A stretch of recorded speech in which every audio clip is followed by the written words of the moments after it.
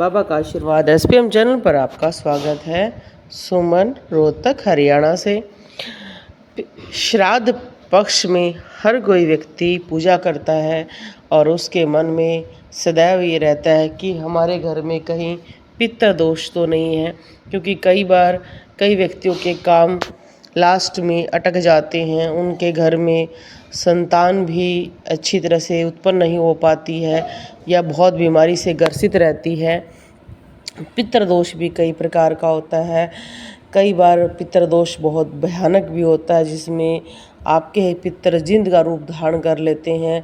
उसको दूर करने में तो बहुत समय लगता है और किसी को मामूली पितृदोष होता है, क्योंकि पितृदोष ऐसी चीज़ है कि जो जल्दी से दूर भी नहीं होता है।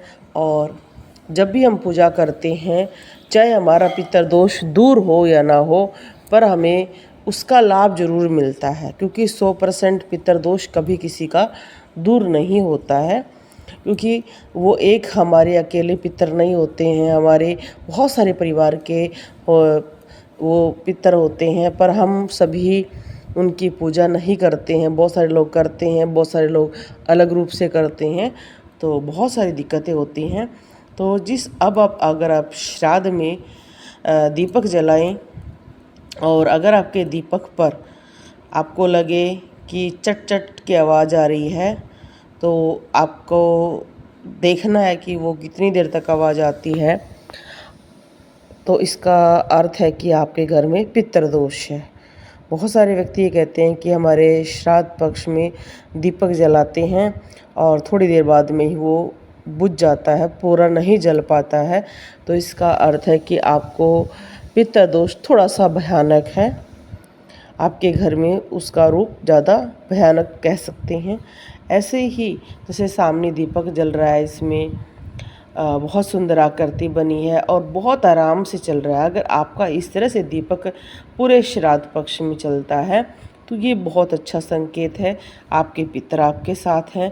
पितरों में अगर किसी के दीपक में जैसे इनमें सफ़ेद रंग बना हुआ है, बिल्कुल सफ़ेद रंग बन रहा है और बहुत अच्छी आकृति बन रही है, तो इसका अर्थ है कि आपके घर में पितृदोष का प्रभाव बहुत ही कम है, या बहुत कम कह सकते हैं। और जितना सफ़ेद रंग बनेगा, नाग की आकृति बनेगी, बहुत सारी ऐसी आकृतियां हैं जो बहुत शुभ होती हैं, वो अगर बनती हैं तो आपके घर में पितृदोष का प्रभाव कम है, या ये कह सकते हैं ना के बराबर है। बहुत लोग ये पूछते हैं कि क्या हमें श्राद्ध पक्ष में कोई साधना करनी चाहिए। श्राद्ध पक्ष में आप पितरों के लिए ही साधना कर सकते हैं, उससे आपके पितरों को बहुत लाभ मिलता है। आप गायत्री मंत्र का या पितृ मंत्र का जाप कर सकते हैं। दीपक जलाते हुए दीपक को बिल्कुल साफ़ सुथरा करके उसके नीचे आप कभी चावल रखें, कभी आप गेहूँ या कभी चने की दाल, और पितरों के नाम से कपड़े ज़रूर दें, दान करें। और पशु पक्षी जानवरों को ज़रूर अपने हाथ से कुछ ना कुछ खिलाएं, क्योंकि बहुत सारे लोग सोचते हैं कि क्या सिर्फ पूजा से फल मिलता है। पूजा के साथ साथ अगर आप दान कर्म करते हैं तो वो बहुत ज़्यादा फलित होती है। जब भी श्राद्ध पक्ष में कहीं पर स्नान करके पूजन किया जाता है, उसका प्रभाव और भी अच्छा माना जाता है। इसलिए आपने देखा होगा बड़े बड़े जहाँ स्थान है, जहाँ पर नदियाँ हैं या जो प्रमुख स्थान है, वहाँ पर पितरों के लिए विशेष पूजा की जाती है।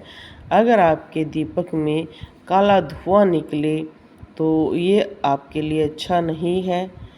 श्राद्ध पक्ष में आपके पितर खुश नहीं हैं। अगर आपका दीपक अजीब अजीब सी आवाज़ें करके बदबू सी आए उसमें से, या आपकी जोत ही बहुत ज़्यादा आवाज़ करे, तो वो भी आपके लिए अच्छा नहीं है। कई व्यक्ति ये भी कहते हैं कि जी हमारी तो जोत ही ऐसे फटने लग जाती है, दो हिस्से हो जाते हैं, हमारी जोत में बहुत अजीब सा महसूस होता है। तो ये भी आपके पितृदोष का एक प्रमुख कारण हो सकता है। और पितृदोष के लिए क्या क्या करना चाहिए ये अगली वीडियो में हम ज़रूर बताएंगे आपको।